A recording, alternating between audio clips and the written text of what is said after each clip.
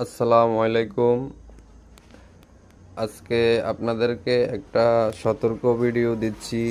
যারা ওমান প্রবাসী, এই যে আপনারা এই রাউডারগুলো ওমান থেকে এত কষ্ট করে বাংলাদেশে আনেন, তবে আনার পরে এই রাউডারগুলো আমাকে বাংলাদেশে এগুলো সেটিং হয় না। এইগুলার সিস্টেম হচ্ছে, এই যে লস মারে না, এই লসগুলা হচ্ছে অনু অনু এখানে অনু রাউডার দোনোটা অ্যাডজাস্ট।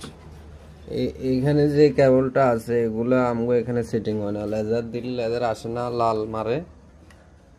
তো যারা এই রাউডারগুলো বিদেশ থেকে আনেন, দয়া করে কেউ এগুলা কিনবেন না, খামাখা এখানে লস করিয়েন না, এগুলা বাংলাদেশে চলে না। আমি এরকম 2-3টে রাউডার পাইছি, কিন্তু সেটিং করতে পারি না, এগুলো হয় না সেটিং। এই রিসিট বোর্ড রিসিটও হইতে চায় না, এগুলা ক্রান্তি লক থাকে, দেশের বাইরে যাইলে আর এগুলো চলে না। তাই ভাইদেরকে বলছি, আপনারা এগুলা আনা থেকে বিরত থাকুন। আল্লাহ হাফেজ।